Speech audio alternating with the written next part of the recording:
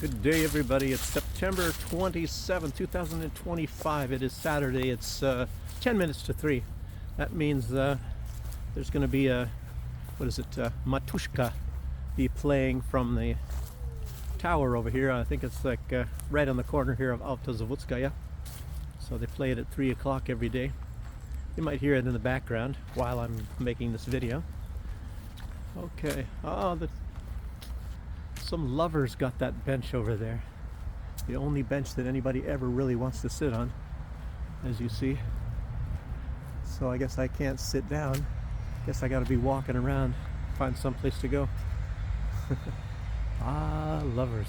Okay. So, some of the news. Well, one thing I'll put out at the very beginning here, like try to say something about this whole Charlie Kirk thing. A lot of people are probably getting overload on that. Don't want to hear too much about it anymore. Candace Owens, she's continuing, but I don't know if she's going to be finding that much that's conclusive.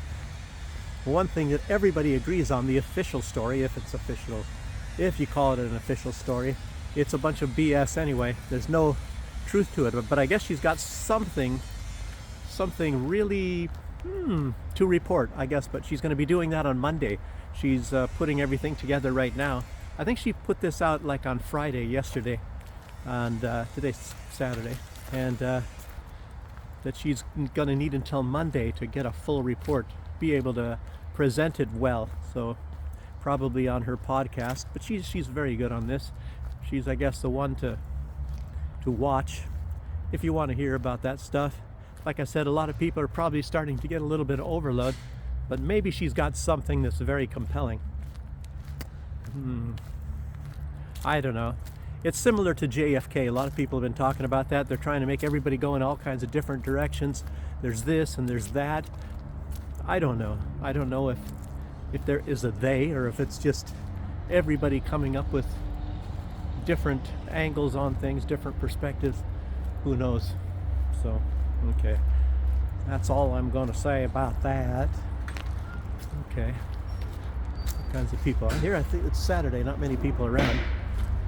This guy here is really interested in watching me. So let me get past him.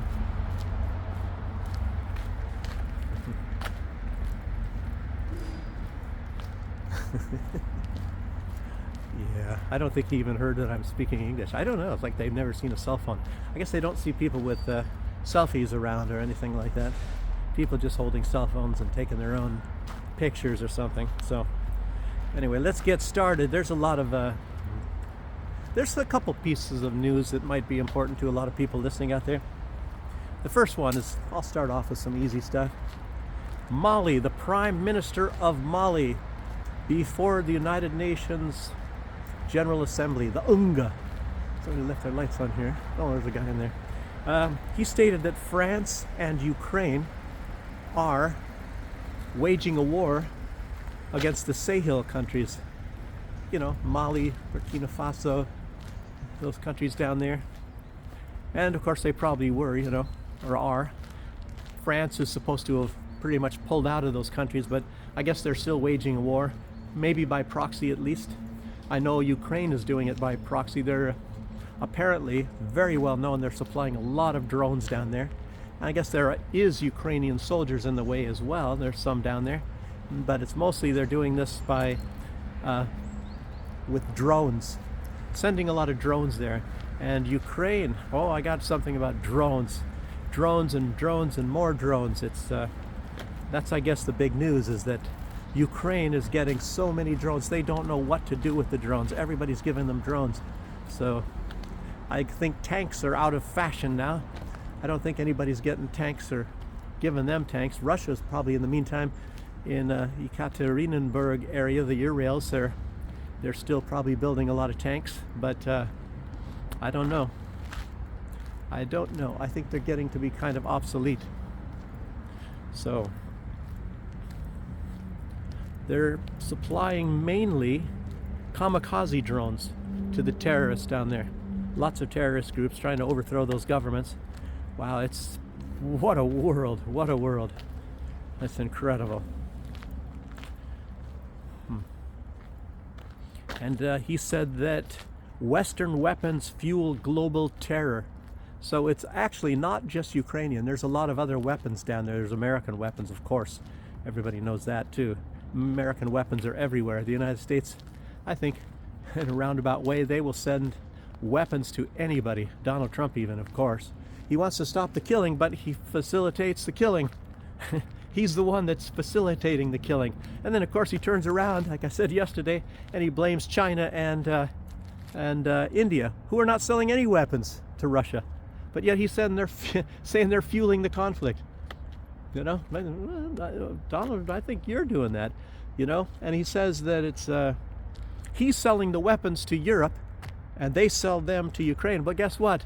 The Europeans never even take possession of those weapons. They go right to Ukraine. All it is Donald Trump, well, the United States, sends the weapons to Ukraine, and they send the bill to the European Union.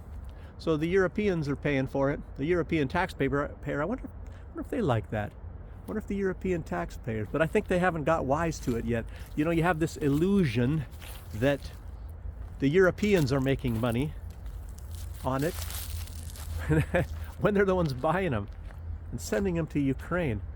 And I'll tell you, maybe they're going to send the bill to Ukraine at some later date, but when that government is gone,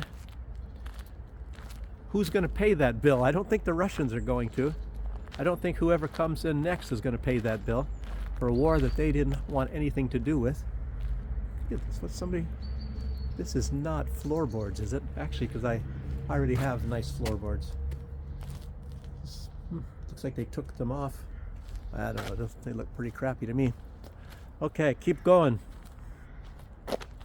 The USA has also approved the sale of $1.2 billion worth of missiles to Germany. I guess it's supposed to be 400 advanced AIM 120D-3 air-to-air missiles. So I guess they intend on fighting Russia in the air at some point in time. As you all know, everything is geared against Russia. Russia, Russia, Russia. Have you heard that before? Russia, Russia, Russia. Oh, I got something to say about Comey too, a little bit later on. But let's go on some of this other stuff that I wrote in chronological order from when I saw this. James O'Keefe, remember him? What was that site that he had? Project Veritas. I think they kicked him out of it. I think his own people. I'm not exactly sure how that happened. You know, a lot of times how this stuff happens is you get somebody with some big money, like a country, like in the Middle East, that might be the Jewish state or something like that, and they buy something out and then they get rid of something. You know, somebody obviously had some money that he exposed, or friends of that person, and they bought the place out and then kicked him out. I believe that's how that happens very often. So anyway, but he was interviewing, what's this guy's name? Did I even write it down? Oh yeah, Glenn Prager. He is, I guess, the chief investigator from the Department of Justice, investigating this stuff about Epstein. Wow. So he recorded this guy, I guess unknowingly. I don't know. A lot of time I used to think that was illegal. But he recorded this guy, this Glenn Prager. He was saying that Epstein is CIA, was CIA. But I've heard of that from the very beginning, that he was Mossad and CIA. And, you know, like a double agent, you know, something like a James Bond movie or something like that. And, you know, he's kind of a handsome looking guy. And I guess he was disgusting to a lot of people. Who was it that said that they were disgusted by him right off the bat? Maybe the way he talks or what he talks about, things like that. Not necessarily the way he looks, but anyway, Epstein is who I'm talking about. And anyway, this Glenn Prager, what he said is, he said that Trump, there is no evidence, and that Trump is not really guilty of anything. And this guy he looked at a lot of evidence and interviewed a lot of the people. Okay. he interviewed a lot of the people, a lot of the witnesses and the victims, and none of them said that Trump was involved, even though Trump was on that plane. I think Trump said he never was on the plane, but apparently, a lot of people say Trump was on the plane, and I think it was 8 times. I don't know how many. I might be getting it mixed up with the Clintons. However, he was talking about the Clintons specifically. This Glenn Prager from the Department of Justice. He said the Clintons, of course, Clintons. He didn't say Clinton. He said Clintons. That means both of them. And if you already remember what old Bill Clinton said about old Hillary, he said that she's, I don't know, how do I say that? I can't say that on, if there's young ears listening. But anyhow, that, gosh, these cars, it's a Saturday, not supposed to be much going on here. Somebody's saving some old clothes there. That's the Matushka. It must be 3 o'clock now. You guys probably can't hear it. Maybe this way.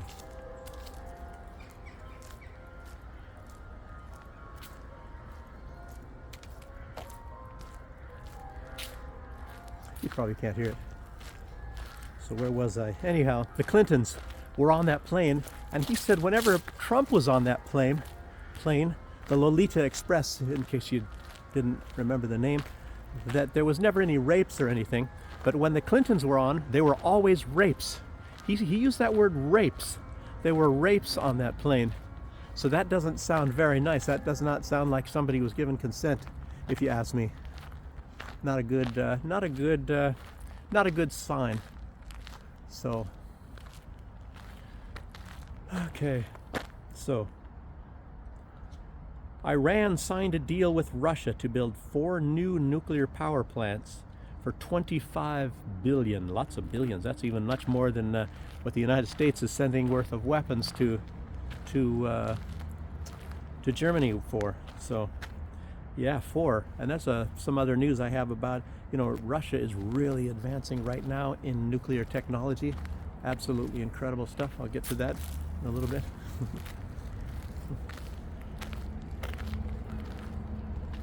Nice young lady there. Electric car here.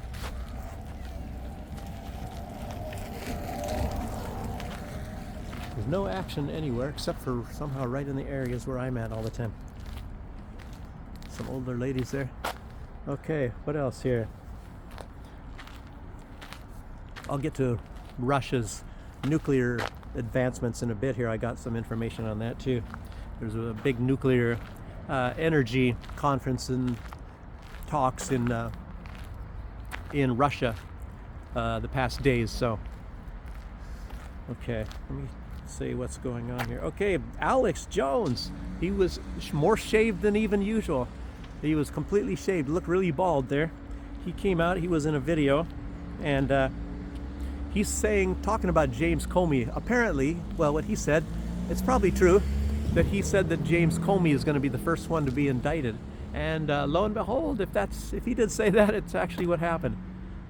James Comey has been indicted in the war against the deep state. And James Comey, I mean, you look at the guy, he looks clean cut, he sounds pretty nice and all that sort of thing, but he is really, really corrupt. He's actually the most corrupt one of the whole bunch. So he was willing to do it. And I'll tell you what, it seems to be very obvious when you compare the things that Tulsi Gabbard said, that he was acting on the directions from this guy that was the president of the United States named Barack Obama. It looks like, so actually Barack Obama was directing all this stuff, but he's untouchable, obviously. So that's a good lesson to remember whenever you're asked to do something pretty nasty by the big guys. I never was, luckily. I was working with big guys, but and they want some bad stuff. And I try to stay away from those people.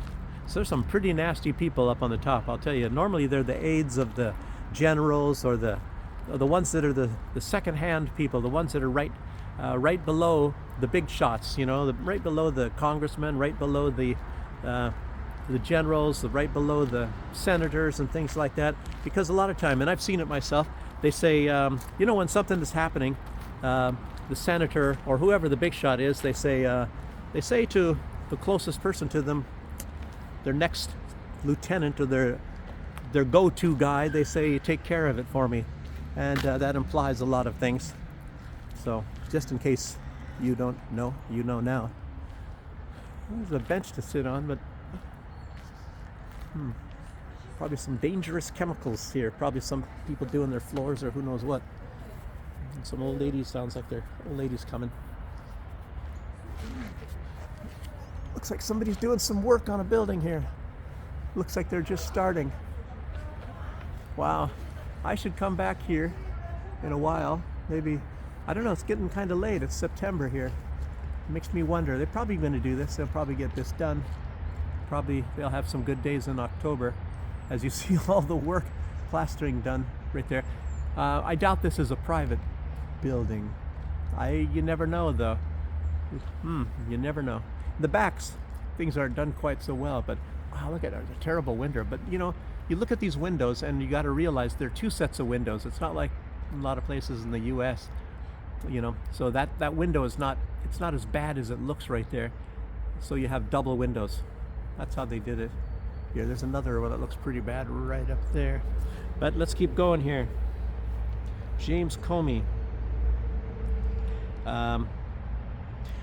And Alex Jones put out that this guy, he lied like 6 times to Congress. It's kind of like Hillary Clinton. What is that called? Perjury. Perjury. But if you're a Democrat, you can get away with about anything.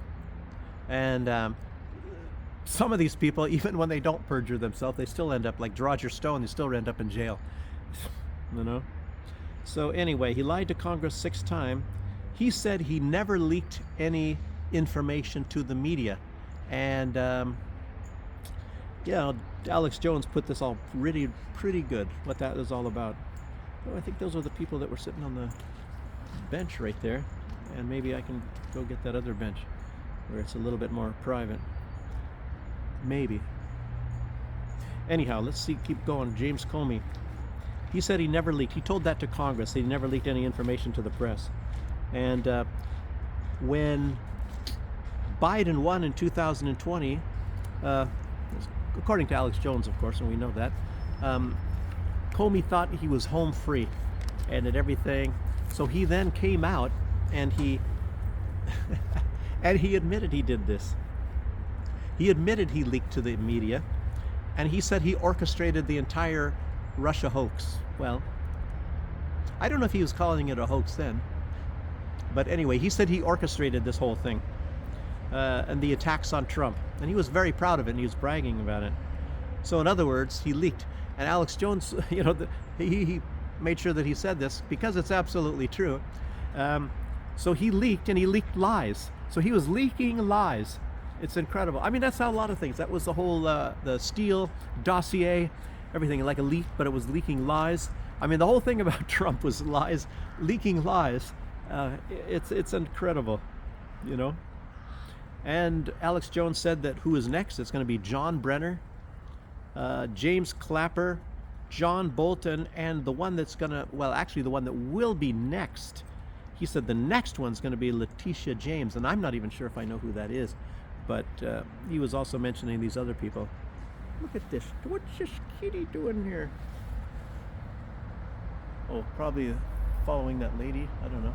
Maybe. I don't even have food. I've had food the past few days. I fed some cats this morning.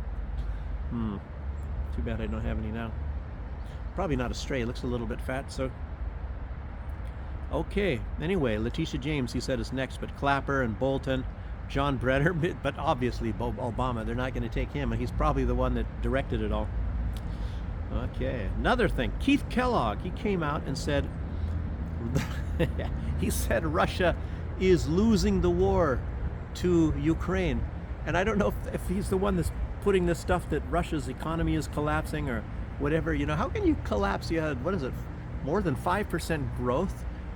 Stronger growth in Russia than there was in the United States even. The United States was experiencing some growth, and it's only because they're steering all of the business to the United States from the European countries and elsewhere. They're working now on India, as you all see.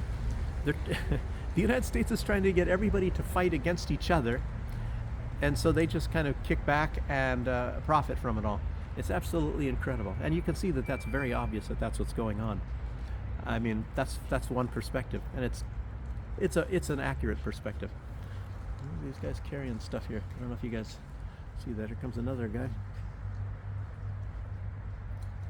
I wonder if this has to do with this building here. Very possibly. Maybe they're doing renovation on another building.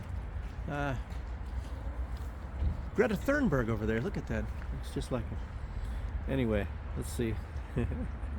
Yesterday, a message came out in Belarus through the embassy of Poland, and it said, it was in the embassy in Minsk, it said, all Polish citizens must leave Belarus immediately.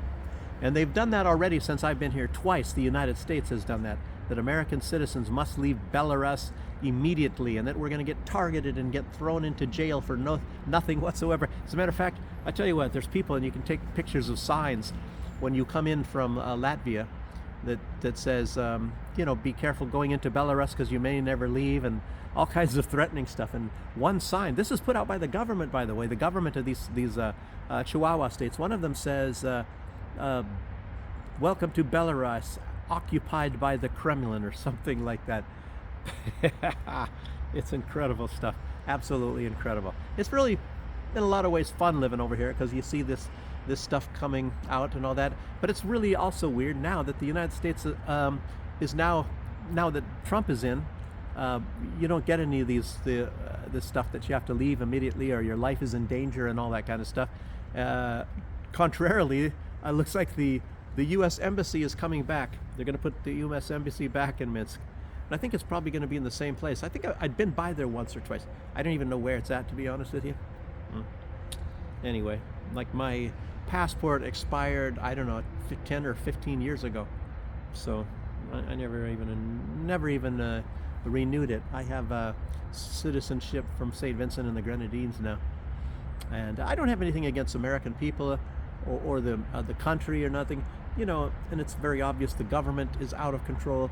Trump is even out of control. So it's not like I'm going to go begging. And, I was just talking with somebody from Africa today and online. And, a lot of people really hate Trump, basically what he does with other countries. And he kind of demands that virtually every leader on planet Earth, even Putin to a certain extent, I tell you what, you have to flatter him. You have to flatter Trump, or you have to give him some indication that you're beneath him as a leader, maybe as a citizen even, I don't know, that you're somehow beneath him, and then he'll treat you like a human being. It's weird. I guess that's kind of like arrogance or whatever the deal is. Why do I have something itching me here on my nose? I don't understand what this is here. Anyway, let's keep going here. Stop interrupting me. No. Yes, well, what did they say? And the Polish said, get out of Belarus immediately. He said, and people should refrain, any Polish citizens should refrain from traveling to Belarus due to escalating an ongoing military situation. So I didn't know. Is there a situation? I don't know. Maybe they're just testing themselves, whatever, seeing how many people actually obey them. I have not the faintest idea. I don't think anybody does. Poland doesn't even have any idea, unless they're planning on something. A lot of people are talking about a false flag, all kinds of different, and that keeps coming up. Somehow, whenever somebody suggests it, it doesn't ever happen. Or maybe it wasn't going to happen. I don't know. Anyway, Lukashenko, he has said that he wants to speak to Zelensky, and that Zelensky should take the deal that Russia is offering him. And I don't know if we've been hearing what that deal is, but apparently Russia told Donald Trump about that when they went and they had that meeting in Alaska. And I think it's something about to negotiate probably right now. And Lukashenko said that if Zelensky does not take it, that he I don't think he means this entirely, but he said he'll lose all of Ukraine. But it's pretty well known that that Putin does not want all of Ukraine. I think he probably wants the Donbass area, and then he will possibly install some kind of a buffer zone. I think those are Russian-speaking people. They're ethnically Russians. That was always normally a part of Russia until Vladimir Lenin, I've already said, he gifted it to the region called Ukraine, the part of Russia called Ukraine. He gifted those regions to that because I think Ukraine was not very well off economically. So, and then in those regions they had mining and a lot of productive people, a lot of businesses, things like that. It was going pretty good. So he handed that, or gave it, to the region called Ukraine. And then of course Stalin came in later, and he gave different parts to Ukraine. And then then came Khrushchev, and Khrushchev gifted the entire Crimea in 1954 to Ukraine. And before that, Ukraine had never anything whatsoever to do with the sea, and then they act like now they're a seafaring people or something like that. And a lot of fake history was created even after that. It's absolutely amazing. But you guys already know that stuff. People need to keep expressing that and telling about the fake history that was created after all of these different regions and parts of different countries. When Moldova was part, they gifted some parts of that. They gifted part of Hungary to Ukraine. Ukraine is, for the most part, it's like a jigsaw country that was given, different parts of other countries and different parts of regions of Russia throughout, the time of the Soviet Union. And some call it an artificial country. Yeah, some very difficult times. And then you got Stefan Bandera. That was even before Crimea was given to the region called Ukraine. So anyhow, let's keep going. Lukashenko also said not only that he wants to speak with Zelensky, and he said that the 3 Slavic countries should sit down and discuss the end of the war. So he's trying to, he wants to speak to Zelensky. Lukashenko is pretty savvy, but I don't think, I don't know. He understands what's going on. He's one of these the Eastern Slavic people. So I'm not gonna say that that he can't do it. So you can't really mispredict Lukashenko, because he's pretty savvy, and he might actually bring it around. So I'm not going to say that it's not going to happen. Okay. Snapback sanctions. Iran is mentioning this sort of deal, and this stuff that came about, and I think Donald Trump is trying to say, he's going with the line that he's getting fed to him by Netanyahu, that Iran is trying to build a nuclear weapon. Like, Netanyahu has literally said that since the 1980s, before he was even in power. He has said that for forever, and a lot of people say, oh, since when did he say it? 2000 and whatever. But Netanyahu has been saying that for a long, long, long time. And he's a big flim-flam man. He's very persuasive to a lot of people, and I guess he's won over. I mean, Donald Trump seems to be really easy to win over. It's very, very, I don't know. One thing, you have to placate his ego, apparently. You have to call him daddy or something like that. Or, I mean, I don't even think Putin was even trying to when he said that originally, this was before Donald Trump was president the first time. He said that he is a very successful, like, I don't know what he said, like great businessman or something like that.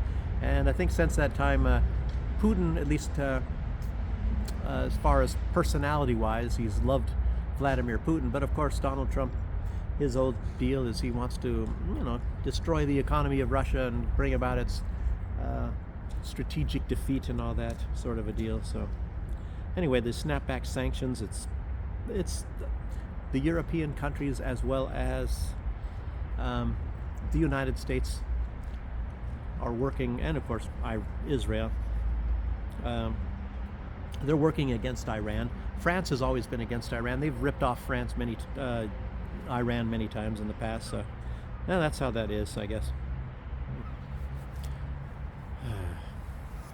So, I was talking about drones in Ukraine. It seems like they're really getting flooded with drones. Like I said, drones. Ukraine had a lot of drone factories of their own. Russia has destroyed quite a few of those. There was a major one in Kiev, and I think that was like less than a month ago. That was some weeks ago, maybe 3 weeks ago. They destroyed a major drone factory, and of course I think they've destroyed at least one or two in Odessa, and there's others, of course, many. There's some in the Donbass area. At least there used to be. I remember in the earlier days of the war, they even showed film footage of people putting together drones, and those are ones that they were using chemical agents to drop on the Russians with, and they filmed it, and they filmed the chemical agents, they filmed them putting it on there and everything. So, let's act like we didn't see that. Let's ignore the elephant in the room, everybody. Wow. But anyway, where else are these drones coming from?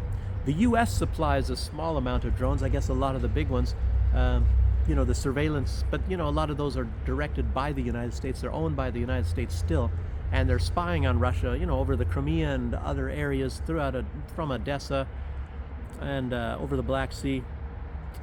And there are some drones otherwise from the United States operating in Ukraine. And what are some of the other ones? I've mentioned the Australian supplies. They have a lot of these cardboard drones, and they're very devastating, filled with they're pretty good size, and they crash in through windows of apartments and buildings. Very cheap, and they send thousands of those, very cheap to make, the ones from Australia. And they've sent thousands of them. The Baltics, they have factories in the Baltics. I think Latvia was the one, or I get Latvia and Lithuania mixed up. Anyway, they're sending a lot of drones, and all the Baltics basically. Now the UK, I guess their drone factories for Ukraine have come online, and of course they're making no secret of it. They have drone factories dedicated just for drones for Ukraine. So they're sending their drones now big time. Denmark has been doing that, has been sending drones, and Poland has been sending, and now they're sending even much more. So Poland is now really sending a lot of drones to Ukraine. And a lot of those drones, though, from Poland, some are made in Poland, but a lot of them are made in Taiwan. So these ones, so Poland is ordering drones from Taiwan. They come to Poland, and then they go right across the border to Ukraine. So they're really getting flooded with drones. And I also mentioned a little bit earlier that the Prime Minister of Mali has been putting out that there's a lot of Ukrainian drones attacking the Sahel states, the Sahel countries in Africa. So Ukraine has got so many drones, they don't even know what to do with them. So they're sending them, who knows, all over the place. And every day there's 10 drone attacks on the Zaporozhye power plants. I mentioned that probably yesterday. I wrote it down, maybe I forgot to say it. And of course, all kinds of regions, Belgorod, and they're even launching drones now against, there was Novorossiysk, that's like the port kind of Krasnodar. It's close to Krasnodar, and of course quite a bit north of Tuapse and Sochi. I don't know if they've attacked Sochi. I think I've heard that, Sochi region. But anyway, Rostov, they've done that since the beginning. They're attacking all kinds. I mean, these are all civilian targets these are going for, the Ukrainians. But it never gets mentioned in the West that they're attacking civilians, of course. So,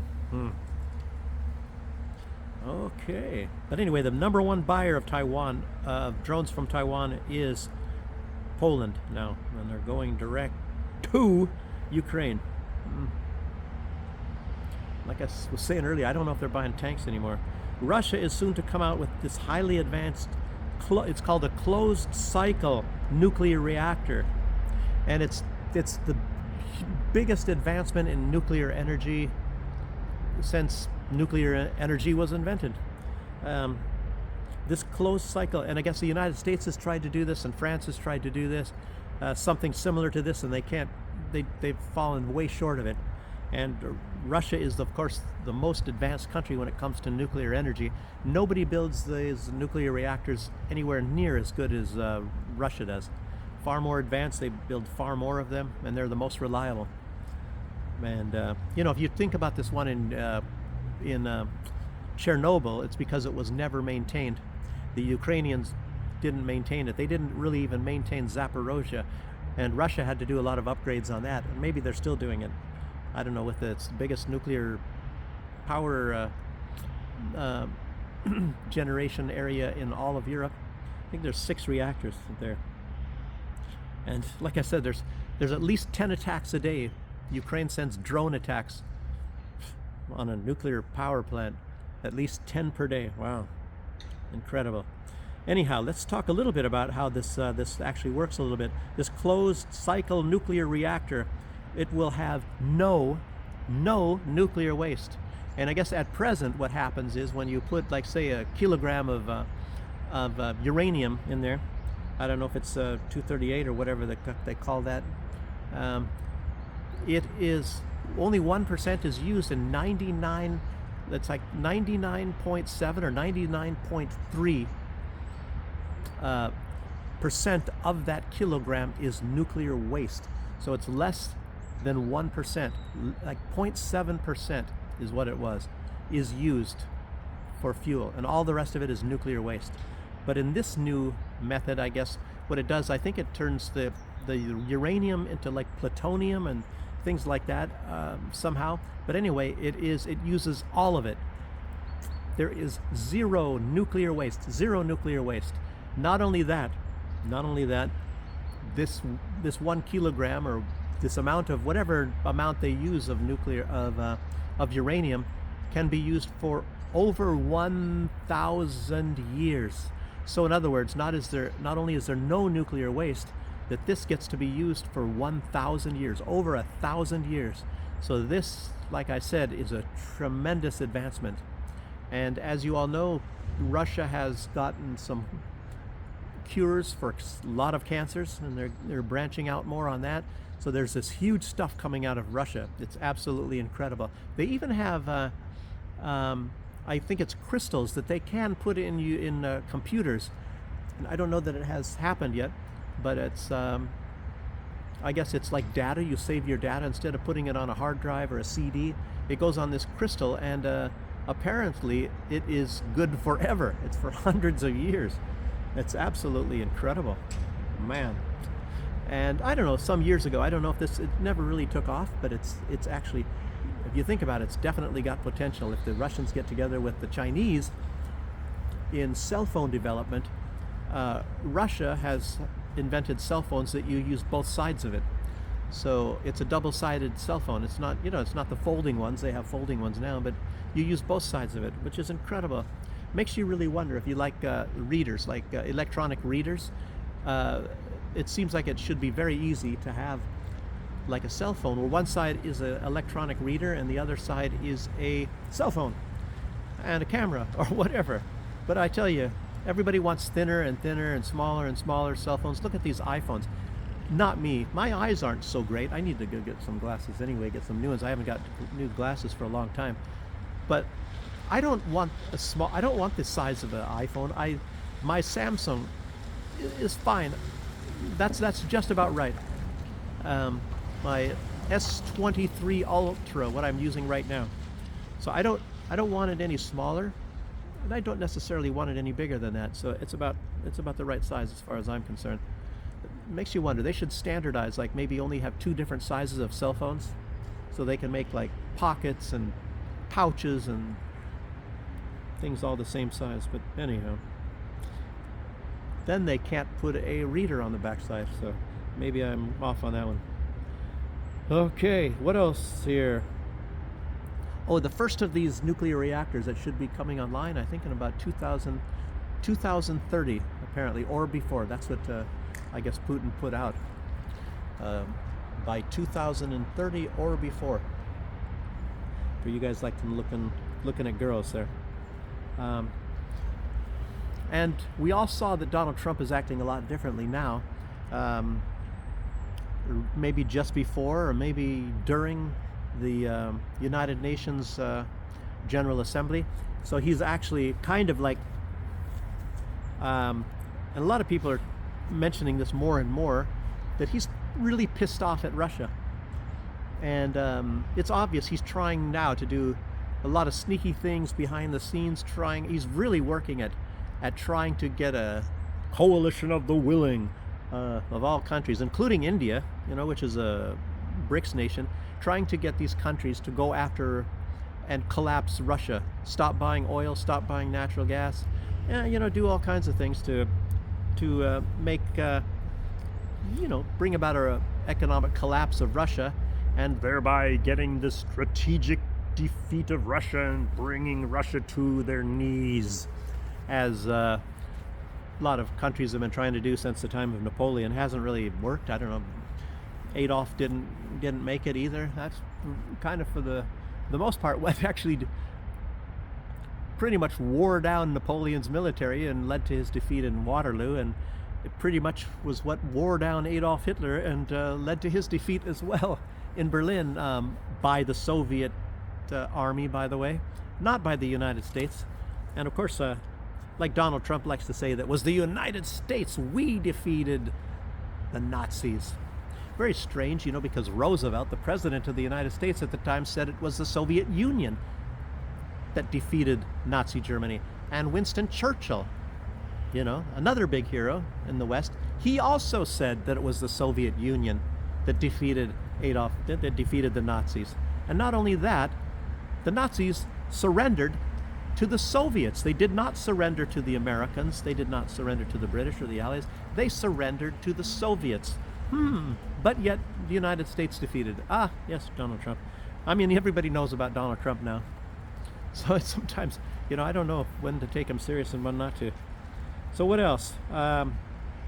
Anyway, it's turned out that what turned Donald Trump, apparently, according to Zelensky, I guess, was King Charles.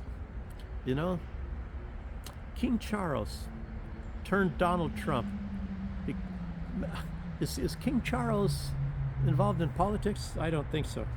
Anyway, so that's a wrap, people. And I hope it was some decent information. There's not anything really that groundbreaking. Maybe it's going to be groundbreaking, depending on who you are. If you're Polish, that you got to leave Belarus, or if you're that much into the Charlie Kirk thing, I didn't like that, what happened. But if you're really into that, then you have the news now that you got to watch Candace Owens on Monday, whatever she's going to put out. She should get some good ratings. I don't think she's doing it for ratings. I like Candace Owens. There's some people, maybe they do it for ratings, and they do it when they do have some interesting news as well. But who am I? Who am I to be inside of their head? What in the heck? Look at this. The bridge. Well, I guess it's some shoes. Somebody's probably throwing away some nice shoes, some Italy. I saw that bridge and going through garbage. Oh gosh, there's even shoes in there. I don't want to look because it's in the garbage can. Anyway, but that's in Venice. What is that? Rialto Bridge. The Rialto Bridge. Anyway, so that's a wrap, everybody. And thanks for joining me, and I'll see you on the next one. Bye-bye.